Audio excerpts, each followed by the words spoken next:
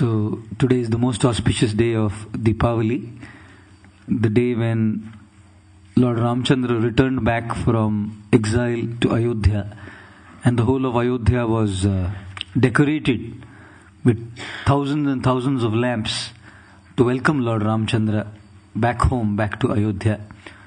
And therefore, the heart is like the house of the Lord, and the conditioned soul has exiled Lord Ram for a long time, since time immemorial.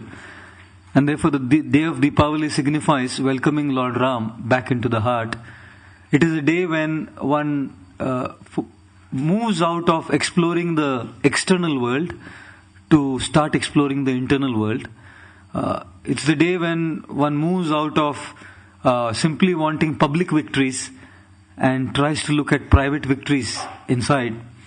It is a day when one moves from too much of interpersonal communication to try and do some intrapersonal communication within. It's a day when one not only illuminates the surroundings outside, but also tries to illuminate the surroundings within and bring the light of knowledge, the light of direction, the light of inspiration within the heart. It is also the day when Lord Krishna was tied by Mother Jashoda, the exact very day, to the wooden grinding mortar, the day when the Damodar Leela took place. Very auspicious month of Kartik, the day when Krishna was tied, the day when Ram came back, day of Deepavali. And with deep regret and sadness in our heart, I'd like to announce that this morning His Holiness Purna Chandra Goswami Maharaj departed for the spiritual world in Moscow, Russia. We have his picture there for those who don't know. Very, very auspicious departure in the month of Kartik. On the day of Deepavali, what could have been a better departure? It's great sadness that we don't have his association. Great occasion for celebration, because on such an auspicious occasion, the Lord has called him back in his eternal pastimes. So our prayers are that His Holiness can bless us all with dedication and commitment to the mission of Srila Prabhupada, like he had towards the lotus feet of Srila Prabhupada. So we began this discussion on lessons from Ramayan yesterday morning, and we were giving a prelude to the appearance of Lord Ramchandra, and we discussed 5 lessons from the life of Dashrath Maharaj. How the nature of this material world is, there will always be a but. You may have everything, but there will always be a but. Dashrath had everything, but no child. So the material world is where one can never be perfectly fulfilled. There will always be a blank. And that blank can only be filled by Krishna. Fill in the blanks. Krishna can fill in that blank, that gap. The second lesson we learned from Dashrath Maharaj was that his desires to have a child was the cause of his dissatisfaction.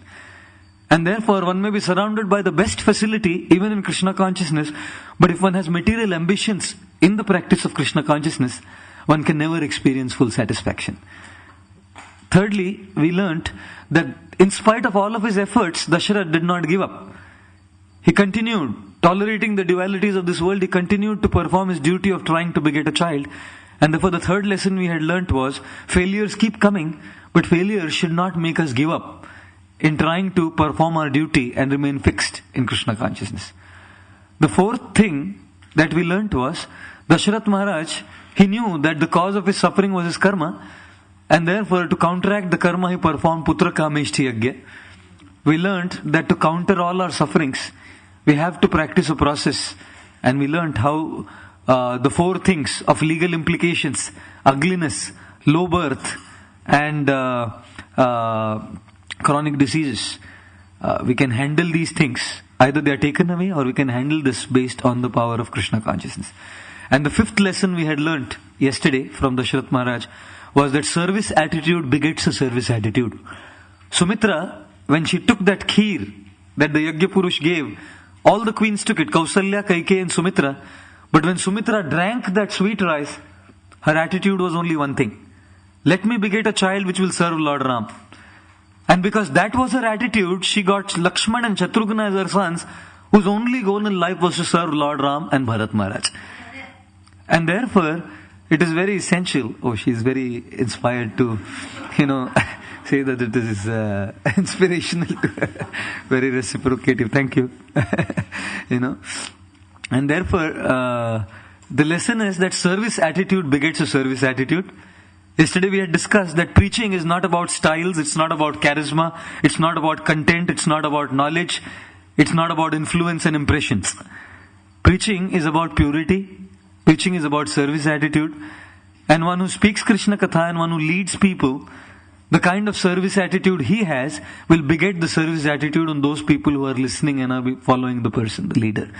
And therefore we heard the example of Srila Prabhupada, that apparently Prabhupada did not speak any new stuff, he did not speak any esoteric stuff, he spoke the simple stuff. And when he led kirtans, he led very simple kirtans.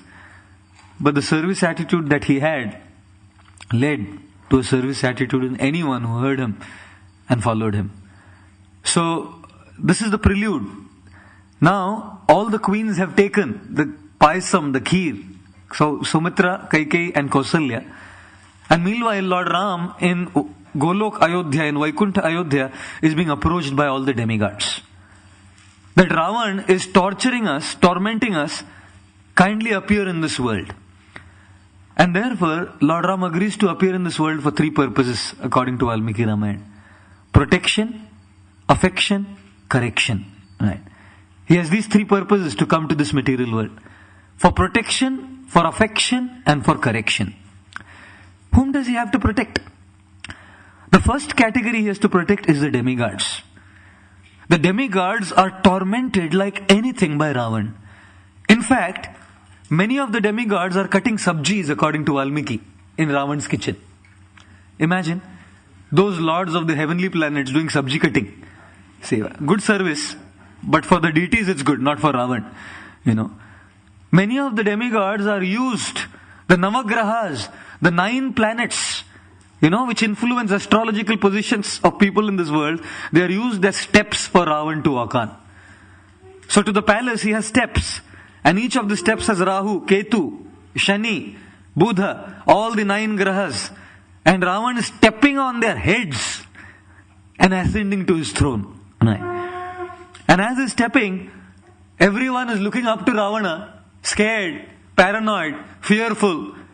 There's only one personality who is upside, he's the other way, lying the other way, that's Shani. He's looking at the floor, not at Ravan. So instead of stepping on his stomach, Ravan steps on his back. And one fine day, Ravan is thinking in his mind, who the hell he thinks he is? Every demigod, all of these 9 planets, they are looking at me and offering their respects even when I step on their stomachs. And this guy Shani, he's turning his face against me. He reprimands him, chastises him, and asks him to turn the other way. Shani says, don't ask something like this. As soon as I look at someone, there's trouble. In astrology, there's something called a Shani Sade Sati. It's very, very troublesome. Ravan reprimands him. No, you have to go this way. And then Shani turns around. And then the next day when Ravan comes and steps his foot on his stomach, Shani looks at him, beginning of downfall. Of course, not just Shani, it's Lord Ram's offense to Sita and many other things. But according to the Puranas, he's torturing the demigods like anything. Astrology is quite amazing today. They see Shani, Rahu, Ketu, this, that. One guy came to an astrologer and the astrologer saw his horoscope and said, my God, amazing, your horoscope, you have 14 women in your life. So this guy was very excited. 14 women. So the astrologer said, don't get so excited. One is a wife, 13 are daughters. You'll have tough time getting them married to some good guys. And therefore, astrology today can be quite amazing unless Prabhupada said that it's a bona fide science. The problem is there are not too many bona fide scientists. It's a bona fide science, Vedic science, but not too many bona fide scientists who can give proper conclusions on the positions of the planets. And therefore, the demigods have all approached Lord Ram in Vaikuntha Ayodhya, pleading unto him, making a humble appeal unto him. Please, my dear Lord, you appear in this world to protect all of us from the torment and the turmoil that we are going through because of this demoniac personality, Ravana. And therefore, the first reason why the Lord appears is because he wants to protect the demigods. He has been requested by the demigods. But protection from the Lord is not a free deal. It never comes as a free deal. Like there's a proverb in English, they say there are no free lunches in this world. One always has to play a certain role and do something to achieve something, and therefore protection of the Lord also does not come free. So when the demigods approach Lord Ram and say that you please come and protect us, Lord Ram says, not free, sir. Sorry. First you also have to pay a price. And the price you have to pay is twofold. First, you have to take a humble position. And second, you have to come and work hard to be protected. Assist me. And therefore he says, all of you now go as monkeys. What a humble position, for a demigod. Imagine the heavenly abodes, they're controllers. Indra, Chandra, Varuna, Brahma, Shiva, all controllers.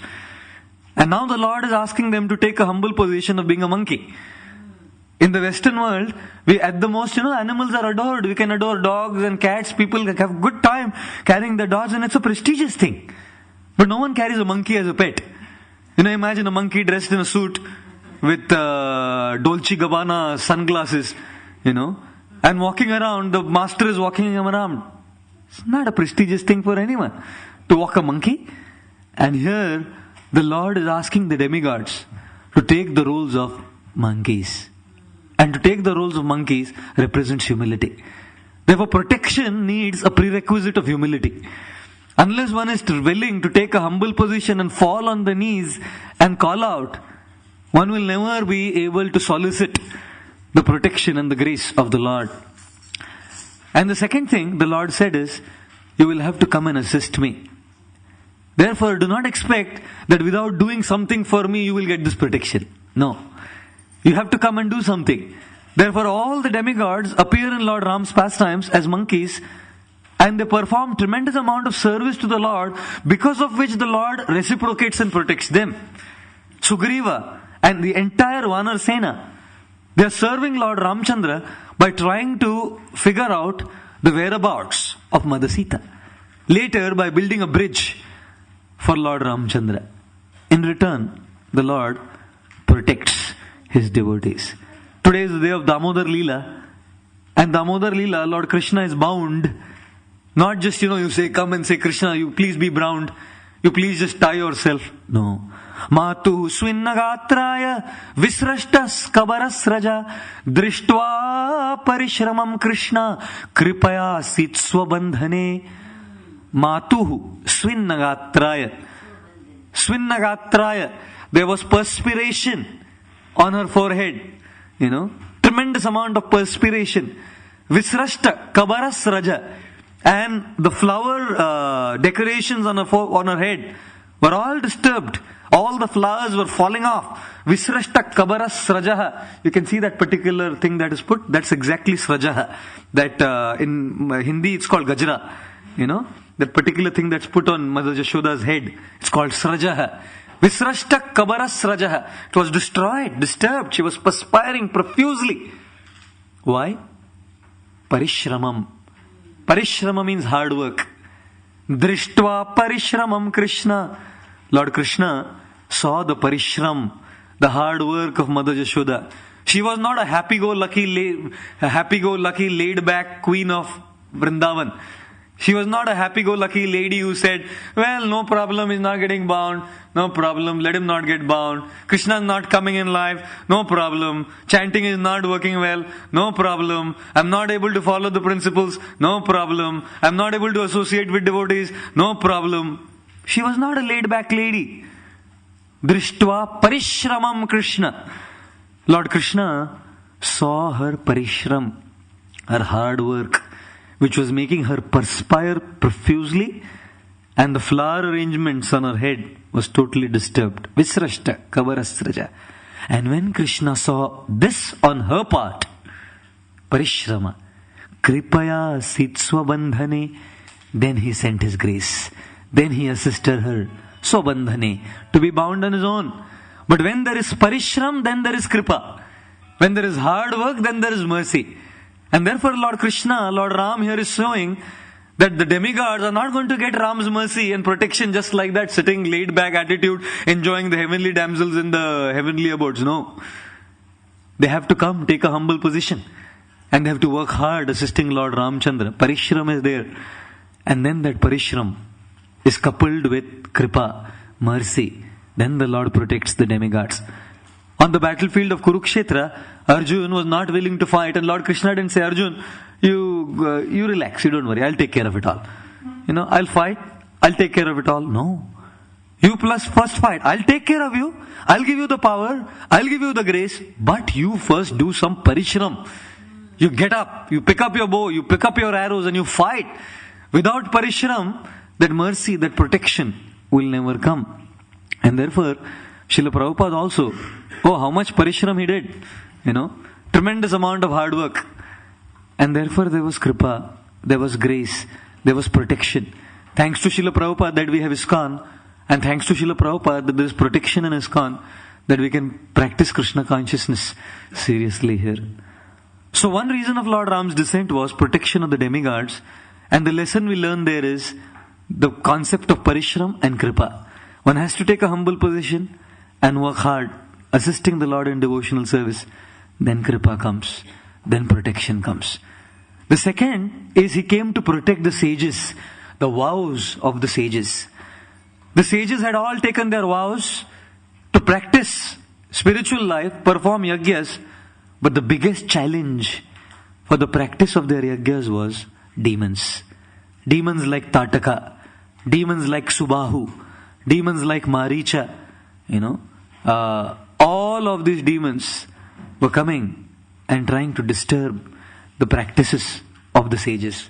So also in our spiritual life, when we try to perform yagya, Nam Sankirtan yagya, chanting Hare Krishna, there is Subahu, there is Maricha, there is Tataka, and so many of these demons described by Valmiki in his Ramayan, who come to disturb our practice of Krishna consciousness. And therefore there is only one shelter. Only the shelter of the Lord can, and His devotees can, protect us from this calamity. In fact, it is said that the Lord comes in this world, Bhrumandale Munikrite Makaradhvajasya, and He manifests such beautiful eyebrows. Why? Because Kamadev, Cupid, comes to tempt a sage, tempt a sadhaka, and the bows he uses is the eyebrows of the opposite sexes, either ways, men or women. And the arrows he shoots is the arrows of the glances of the opposite sexes. So the eyebrow is considered to be the bow of Cupid, and the glances are considered to be the arrows of Cupid. And such are the glances that Cupid sends, that even a sage, a devotee, finds it extremely difficult to be protected by Subahu, Tataka and Maricha, the attack of these temptations, the attack of these demons. Therefore, Kapil Dev in his third canto explains that the Lord comes in this world, Bhrumandale Munikrite, Bhrumandale. He manifests such amazing, beautiful eyebrows. For whom? Munikrite. For the munis, for the sages, for the devotees. Why? Because Makaradhvaja, Cupid, comes and tempts the sages and the devotees. And therefore, Srila Prabhupada writes there in the purport, meditation on the beautiful eyebrows of the Lord is protection against the temptation of the material energy. Of course, not just otherwise one comes and just meditates and doesn't chant. That's not what it means. But in particular, meditation on the eyebrows helps a person. And therefore, in Damodar Leela, the first verse says, Namami Ishwaram. Krishna is Ishwar. Lord Ram is Ishwar. He is Ishwar because he has three potencies. He has Jnana Shakti, knowledge. He has Kripa Shakti, concern. And he has Aishwarya Shakti, ability. Krishna knows exactly right now what each of us are going through. What is the trouble, what is the problem, what is the difficulty in our spiritual life that we are going through? Krishna's Jnana Shakti assists Krishna in helping him know what is our exact issue. Secondly, Krishna has Kripa Shakti. Concern. Not only He knows what are we going through, He's concerned. He wants to help. He wants to render help and protect us. Kripa Shakti. And not only does He know, and not only does He have concern, because some people have knowledge and concern, but they can't do anything about it. Some people don't even have concern. Like I was saying yesterday, they were doing a survey and they asked different countries, what is your opinion about food shortage in the rest of the world? When they asked this question to Chinese people, what is your opinion about food shortage in the rest of the world? They caught the first word. They said, opinion? We are communists. We are not allowed to have opinions. There's no opinions allowed in this country. Then the same question was asked to Somalians. What is your opinion about food shortage in the rest of the world? They caught up the word food. And they said, food? We've never seen it in our lives. The same question was asked to Europeans. What is your opinion about food shortage in the rest of the world? They caught the word shortage. Shortage? We don't know what shortage means. There's too much abundance. And the same question was asked to Americans. What is your opinion about food shortage in the rest of the world? They said, we don't know what the rest of the world means. Well, people may have knowledge, they have no concern about others. And some have concern, they have no knowledge. And some have concern and knowledge, they don't have the ability to help. Lord Krishna is Namami Ishwaram Satchidananda Rupam. He is Ishwaram because He has Jnana, knowledge, Kripa, concern, and Aishwarya, ability to help. And thus, a sage, a devotee knows that when I'm going through all these temptations in my heart, if I call, Krishna will help me. Jesus said in the Holy Bible, knock and the door shall open. Seek and thou shalt find. The problem is, except for knocking at Krishna's door, we knock at all other doors, trying to help ourselves from the temptations of this world. And therefore, the purpose why Lord Ram came, one was protection. Protection of the lives of the demigods and protection of the vows of the devotees and the sages. The second reason why Lord Ram came was for affection. Right?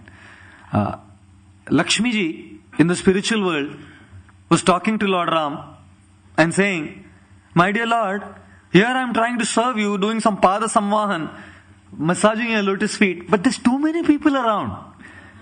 The first thing is Ananta Shesh is watching us. There's no solitude. There's no privacy. There's no reciprocation of affectionate relationships here. I serve you and you want to and I want to. But the problem is there's too many people everywhere around. All those people, come to Vaikuntha, you only give them liberation. And as soon as they come, they're all surrounding us. Therefore, I want some solitude with you. I want to have reciprocation of affectionate, loving dealings with you. Please, fulfill my desires. And therefore, the Supreme Lord appears in this world as Lord Ram to fulfill the desire of Lakshmi, to have affectionate dealings, reciprocal dealings with Lakshmi ji in solitude. No wonder there is exile for 14 years. Otherwise, even in Ayodhya, it's the same situation as Vaikuntha. Everyone surrounding Sitaram. And therefore, their exile, according to the Sri Vaishnava Acharyas, is orchestrated by the Lord Himself, so that this particular desire of Lakshmi ji is fulfilled, that they can have reciprocal dealings. And therefore there's only one thing in life that can satisfy: affectionate, reciprocal dealings based on love and trust. Everything else fails to give full contentment and satisfaction. If there is no loving, reciprocal dealings with devotees, Krishna consciousness is a drag and a burden on the system. Krishna, Lord Ram, they have not come to this world to cause burden to us. They have come to this world to create joy and bliss. Susukham kartum avyayam, Krishna says in the Gita. This practice is joyfully performed. The problem is, all the joy disappears in the lives of the boys. Right? When there is no proper dealings, no affectionate dealings of love. Therefore, in this world, relationships are so selfish. There's a lot of disappointment. Relationship in this world means appointment for disappointment. Definitely. Relationships of this world means making an appointment with disappointment. Because no one can fully reciprocate. No mortal can fully reciprocate with the needs of the soul, that a person has in his or her life. And therefore, Lord comes here to show that here I am, come to give affection. Just connect to me. And we can very well connect to Him. Japa every day is exactly what Lakshmi wants. Lakshmi wants solitude. Everyone wants to be with Krishna. If one wants to be with Krishna, Japa is the time when we and Krishna alone, no one else. Japa is the time of full solitude with Krishna. Right? And therefore, Japa is not simply meant to cleanse the heart. That's a very low level of aspiration in Japa. Of course, for a conditioned soul, that comes as the greatest relief. Let my heart get cleansed and let me experience some peace. That's not what Japa is meant for. Japa is meant to spend time with the holy name in solitude. Not in solitude meaning going and sitting in a place alone. Sitting amongst devotees, with one is still alone with Krishna, in the middle of all Vaishnavas. Right? And when one spends that time with the holy name, it is meant to cultivate that relationship with Krishna. The aspiration of a sadhaka is to revive that lost relationship with Krishna, and the means to revive that lost relationships is japa. A side effect is cleansing of the heart. A side effect is peace. A side effect is the feeling of liberation. But the goal of japa is to please Krishna and revive that relationship with Krishna, wherein Krishna drowns the heart with affection. Iti driksva lilabhir ananda kunde swaghosham nimajjantam. Ananda kunde. There is Sham Kund, Radha Kund, and so many kunds. In Badrinath there is Tapta Kund, Narad Kund. And here there is Ananda Kund. The Kunda of bliss. This reservoir of joy and bliss. And what does Krishna do to his devotees? Itidhrik swalilabhir Ananda Kunde. In the joyful reservoir of his blissful pastimes, he picks a devotee by his shikha. Holds the devotee by his shikha, his collar. And swaghosham nimajjantam. Nimajjantam is soaking him. Like sometimes people take biscuits and dip it in tea. Herbal tea. Not regular. Rooibos. They dip it in tea and soak it fully. And that biscuit soaked in herbal tea. Delicious. It's a typical Indian. I don't know if it's British also, but India it's very common. Soak it and eat it.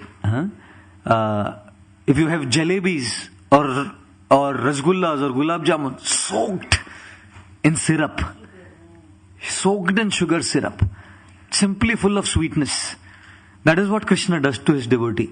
Iti driksva lilabhir ananda kunde nimajjantam. Nimajjantam is drown him, soak him in that kund of joy and bliss. That is why the Lord comes to this world to reciprocate affection with his devotees. Protection, affection, and correction. Lord Ram, the Supreme Lord Vishnu, who took the form of Lord Ranganath's deity, came in the Ikshvaku dynasty, in the same line that Lord Ram came in the Raghu dynasty. And the problem was, the Ikshvaku kings were not worshipping Lord Ranganath properly. So in order for correction, Lord Ram personally appeared in this world so that he could personally correct the worship of the deities of Lord Ranganath and establish proper standards of worship unto the Supreme Lord Ranganath. What an amazing example. Who comes to give a deity worship seminar? Lord. We don't need deity worship ministers or anyone. Straight. Of course we need. In ISKCON we need. They didn't need. Otherwise you'll say, my God, we don't need deity worship. We do need deity worship ministers. I'm talking of Ayodhya then. The Lord personally comes to worship the proper standard of worship for Lord Ramchandra, and Srila Prabhupada personally inspected the deity worship standards in ISKCON. In fact, Shrutakirti Prabhu writes in his book, What is the Difficulty? That Prabhupada was the transcendental inspector. I don't know how it is here, but in India, in a lot of schools, there are inspectors who come to check what is the standard of teaching there. And I'm sure here for your Janmashtami festival and this cooking, the health and safety committee, whatever it's called, comes here to check what are the standards. Srila Prabhupada was a transcendental inspector to see that the standards of worshipping the deity are proper and thorough, And therefore, when Srila Prabhupada came to Los Angeles, he had told the devotees that you should offer bhoga to the deities. And when Srila Prabhupada came and he asked, so are you offering bhoga? The devotees said, Prabhupada, we don't know recipe of bhoga. They thought bhoga was a sweet. Like you have sandesh and everything, they thought bhoga was the name of a sweet. So when Prabhupada said, are you offering bhoga? I said, what is the recipe, Prabhupada? We don't know the recipe. They didn't realize bhoga meant offering. So for so many days they had not offered anything because Prabhupada had said you should offer bhoga and they didn't know how to make bhoga because they thought bhoga was a sweet. And then Prabhupada said, my Prabhu, that bhoga means offering. Anything that you offer to the Lord is called bhoga. And on February 11, 1975, Prabhupada came to Mexico. When he came to Mexico, the kind of reception he got at the airport, incredible. He didn't have to go through customs, immigrations. In fact, there were escorts who brought Srila Prabhupada to the limousine that was waiting for him. And then there was a police escort in front of Prabhupada's limousine to take him to the temple. And His Holiness Hridayananda Maharaj was sitting in the car and giving a report to Srila Prabhupada. A report of book distribution, a report of how Prabhupada's books are translated into Spanish, how the BBT is doing so good in Spanish. And Prabhupada was incredibly pleased. And he came to the temple, he took darshan of the deities, and after taking darshan of the deities, he asked for Mahaprasadam. And as soon as he popped a piece of Mahaprasad into his mouth, Srila Prabhupada was furious. He said, what is this nonsense you are offering to the deities? Is this the standard of food that is cooked and offered to the deities? And then he told His Holiness Hridayananda Maharaj, you are distributing books, but there's no good if the deities are not pleased. You are distributing books. Book distribution will get its power when their lordships are pleased. And therefore make sure that the standards of deity worship are proper. And then Srila Prabhupada left Mexico and he went to Caracas, Venezuela. And when he went to Caracas, he came to the temple. Again he took darshan of the deities and asked for Mahaprasad. And they had made puris. He popped a piece of puri and oh my God, he just threw it out and was very, very furious and angry. Again he said the same thing. You're doing all services. It's all meant for the pleasure of their lordships. And therefore Lord Ram's appearance in this world is for correction. Because the Ikshvaku Kul kings were not worshipping Lord Ranganath with proper standards. He came to show the proper standards of worshipping the Lord. And therefore both Bhagavat Vidhi and Pancharatriki Vidhi have to go hand in hand. If it's one at the cost of the other, it's a problem. We can't chant and hear properly unless we serve the deities properly. And we can't serve the deities properly unless we chant and hear properly and do our book distribution and preaching properly. So they supplement each other like two tracks of a railway train. And thus, Lord Ram's coming to this world was for these three purposes. Protection of the demigods and the sages. Affection. Showering affection to Lakshmiji in solitude. Reciprocating these feelings of love. And for correction. When Lord Ranganath's deity was not being worshipped properly, he came to set that proper standard. And then, the day of Ram Navami, all of them appeared. Lord Ram, Lakshman, Bharat and Shatrughna. Ram was the oldest, Bharat was the second, Lakshmana third, and Shatrughna was fourth. Right. Vashishta Muni was waiting for this day. The perfection of his being the family priest and the guru of the Raghu dynasty was to christen these boys, as it's spoken in England here. Christening them, give them names, Namakaran Sanskara. They had eternal names. Here it is said, Rama, Lakshmana, Bharata, Shatrughna iti Sangyeya. They had eternal names. But Vashishta Muni gave them these four names. And these four names are very, very powerful, important and significant. We'll discuss these four names and stop. Because there is no end to Ramayan, Next is Vishwamitra Samvad. After that is Sita Kalyan. After that is Tataka, Subahu and Marichava. Then oh my God, the wisdom there is unparalleled. The kind of wisdom that the Acharyas have given in each of these episodes. But here is the naming of the 4 children, Ram, Lakshman, Bharat and Shatrughna. Ram was named. Why was he given the name Ram? Because the meaning of the name Ram is Ramayati iti Ramaha. One who gives pleasure to others is called Ram. The whole purpose of his coming to this world was giving pleasure. Therefore, even when Kaikeyi actually told him that you are exiled, same composure, same expression on the face. In fact, Valmiki Muni describes that when Lord Ram was leaving, after Kaikeyi told, his brilliance increased 1,000,000-fold. He didn't even want to make Kaikeyi feel that you are the cause of my problem. In relationships, many times, if someone troubles us, we may try and say, okay, I'll forgive him this, that, but we somehow or the other, through our body language, through our words, through our behavior, want to communicate. It is because of you that I'm going through this. It's because of you that I'm going through this trouble and suffering.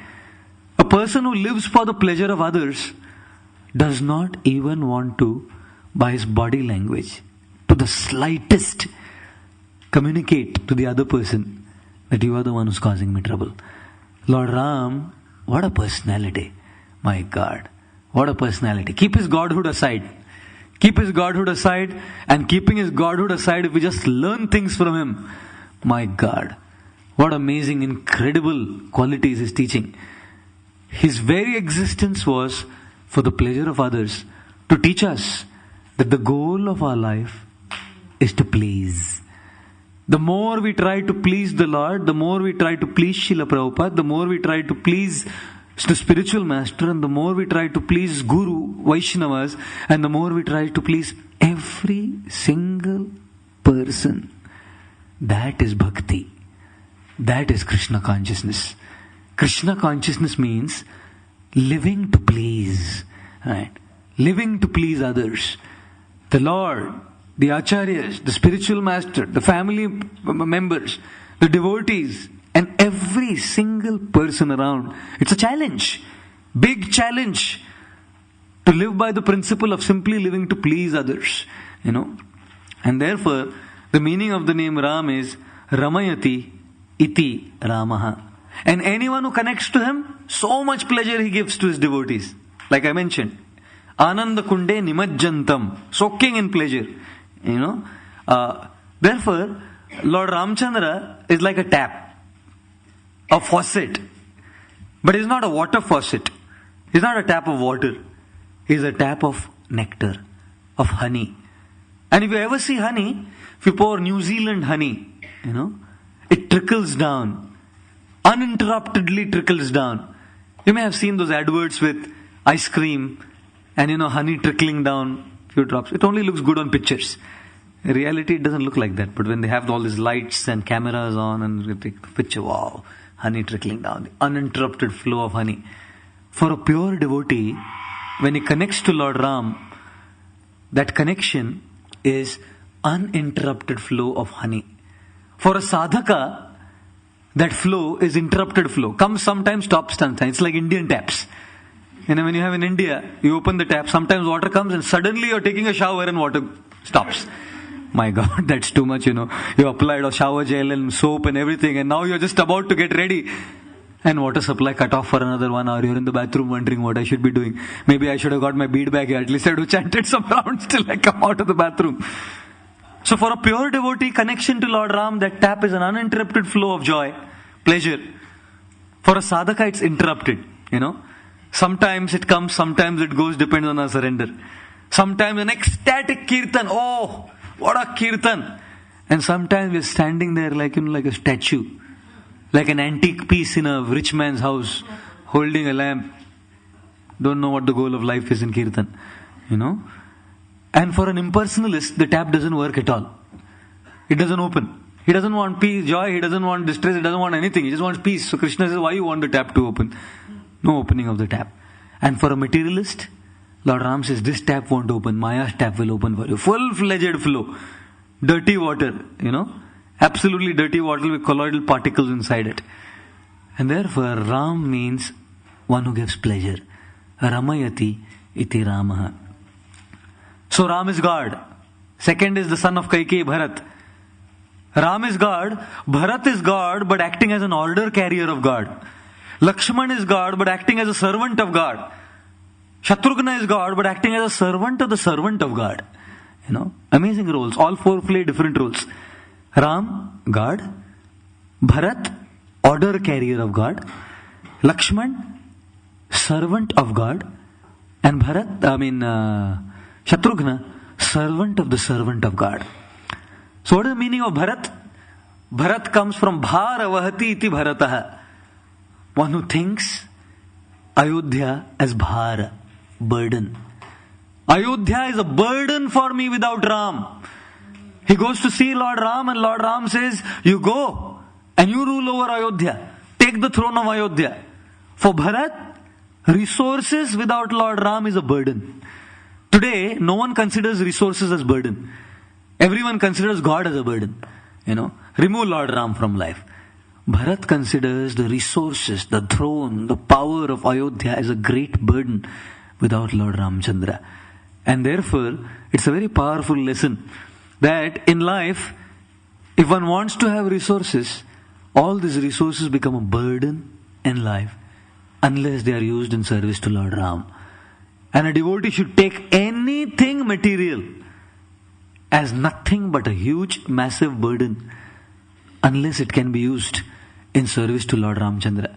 The Bhagavatam explains that someone who has a powerful golden crown on his head, embedded with lapis lazulis and gems and jewels and sapphires and emeralds and pearls, made of solid gold, that crown and that head with that crown, if it doesn't bow down to the Lord, that crown is a burden, the head is a burden, and that same burden makes the person sink in the ocean of birth and death. Burden with gold and silver and rubies and emeralds make the body which is heavy, heavier, and if the person drowns, it drowns faster.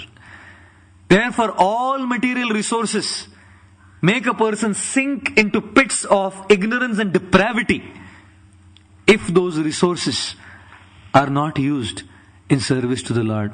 On the other hand, if the Lord is connected, even the heaviest thing becomes light and floats back to Godhead. Even a stone with the name of Lord Ram starts floating on the ocean, and a bridge is formed. Therefore, Bharat means Bhar Vahati iti Bharata. Without Lord Ram, everything is a burden to him. Lakshmana. What is the meaning of the name Lakshmana? Lakshmana, Lakshmi Sampanna, Bahya Prana Iva Para. Lakshman is called Lakshmi Sampanna. Very much endowed with resources and wealth. Today people worship Lakshmi Ji, Lakshmi Puja on Diwali. So much wealth. Lakshmana, wealth. He's with Ram in the forest. He doesn't have anything. He doesn't even have his wife. At least Ram has his wife with him. Nothing with him, and he's called Lakshmi Sampanna. Why? Because he considers his greatest asset as his wealth as service to Lord Ram. What is the greatest wealth? The greatest wealth is service to Lord Ramchandra. Lakshmana considers that as his Lakshmi. Lakshmana, Lakshmi Sampanna. And therefore, Srila Prabhupada taught us the greatest wealth for a devotee is the opportunity to serve the Lord and His devotees. Service is not a chore. It's a privilege. It's a gift. It's a blessing. It's a gift given by the Lord. And therefore, there cannot be, half-hearted service. Lakshmana is teaching how he puts his heart in serving Lord Ram. Incredible. There's details to it. Lakshmana's personality will take 2 hours to discuss. Alone that personality. All the different references in Ramayan. Amazing. Srila Prabhupada considered service as such a privilege. I think it was Hamsaduta, probably Brahmanand Prabhu. He came to Prabhupada and said, Prabhupada, forget about distributing your Back to Guarded magazines. All of these magazines are lying there, not even bound and stapled. And no devotee considers it important to staple and bind it, to say nothing of distributing it, Srila Prabhupada. No one's doing this service. Prabhupada said, no one is doing this service?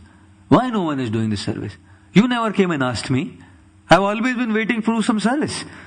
Why you never came and asked me that these BTGs are lying unbound and to be stapled? And Srila Prabhupada came to the place where this Back to Guarded were lying and sat there for hours, stapling all the Back to Guarded magazines and binding them. Why? because he never considered service as a chore. He considered service as a great gift, as a great privilege. Lakshmana, Lakshmi Sampanna, Bahya Prana Ivappara. And the last is Shatrughna. So God, Bharat carries the order of God, although he is God, and takes care of Ayodhya's throne on his behalf for 14 years. Therefore he is the order carrier of God. Lakshmana remains with Ram 14 years. He's like Bahya Prana Ivappara. He's like Lord Ram's life, external life of Lord Ram. Right. His whole life there as Lakshman. Non-stop service, 14 years. Not sleeping for a wink for 14 years. That's what happens when we take darshan of Sitaram. We become sleepless. Not in the literal sense. We become very alert. Sleeplessness means alertness. And Lakshman for 14 years does not sleep. Why? Absolutely alert in service to Lord Ramchandra. 24 hours a day. Right? 24/7, 14 years. He doesn't sleep till he reaches back to Ayodhya. So he is a servant of God. Plays the role of servant of God. And what Shatrughna? Shatrughnati. Iti Shatrughna. One who kills the Shatru, the enemy, is called Shatrughna. But the only enemy Shatrughna killed was Lavanasura. Only demon he killed in Mathura. How can he be called as Shatrughna? Very simple. He is called as Shatrughna because he has killed the greatest enemy within. And the greatest enemy within is false ego. Right? Anyone can be a servant of God because God doesn't speak, many times. Anyone can be a servant of the deity because deity doesn't correct. But it's very difficult to be a servant of a devotee because devotee corrects.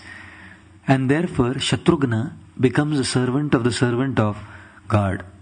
He serves Bharat. What Lakshman is to Ram, Shatrughna is to Bharat. In fact, when they were little kids, whenever Lakshman would weep, nothing would make him stop crying. Sumitra would bring him and put him near the cradle of Ram. Quiet. Whenever Shatrughna would cry, she would just pick Shatrughna and put him near the cradle of Bharat, and Shatrughna would stop crying. He doesn't want access to Ram. He wants access to a servant of Lord Ram. And therefore, this whole point of being a servant to the servant is taught by Shatrughna, by his personal example. To conclude, I read a beautiful story, amazing story, how Prabhupada said that one can never make advancement unless one serves devotees. Outside the association of devotees to think one will make progress is insanity. There were some porcupines. It was chilling cold, minus 26 degrees outside. And all these porcupines realized that it's so cold that they won't survive. So all the porcupines came together and, they just kind of hugged each other and stayed just in that close proximity. And immediately, just in a couple of minutes, they became very warm in their association of each other. But the problem was their quills, the spiky, whatever you call it, it's called quills, I believe. The spiky quills. These quills started hurting each other. And they said to the other, "Hey, what, your quill is hurting me." And the other said, "But your quill is hurting me as well." And then at a point of time they said, "This is too much. We are being wounded by these quills now." And they decided to separate. When they decided to separate, the minus 26 winter got onto them. And they realized we have only two choices. One is to be in the minus 26 winter and die. Second is to be among the spiky spokes and the quills and be poked and wounded a little bit but live in the warmth of the association of each other. They chose the second. And therefore that's what we have. Two choices. One, to be in the minus 100 degrees Celsius of Maya. And second is, be in the warmth of the association of devotees, to serve them and be their servant to their servants. But while we are with each other, we are all different. And there will be some spiky spokes, some quills, which will poke each other. And we'll say, "Hey, but you said this to me and I'm wounded. But you did this to me and I'm wounded." But you go outside, what the people will do to us? It's minus 100 degrees Celsius. Maya, material energy. And therefore, there's only one hope. Remaining in the warmth of the servants of the Lord and His devotees. And remaining tight in the association of the devotees, affectionate dealings with devotees. That protects one from the minus 100 degrees Celsius of the material energy. So on this most auspicious day of Diwali, prayer is to Sitaram, Lakshman, Hanuman and Shri Radha Damodar, Yashoda Damodar, that all what we hear and speak here, we can, apply little things in our lives and practice these beautiful names. Ram means to please, Bharat means to carry the burden on behalf of the Lord, although we don't want it. Lakshmana means to serve, and Bharat means to be a servant to the servant. Shatrughna means to be a servant of the Lord and his devotees. Jai Shri Sitaram Lakshman Hanuman ji ki, Shri Radha Damodar Bhagavan ki jai, Shri Radha Gokulananda Bhagavan ki jai, Shri Gaur Nitai ki jai, Bhakti Vedanta Manor Dham ki jai, Shri Deepavali Maha Mahotsav ki, Samaveta Gaur Bhakta Vrinda ki jai, Gaur Premanande, Hare Hare Hare Krishna.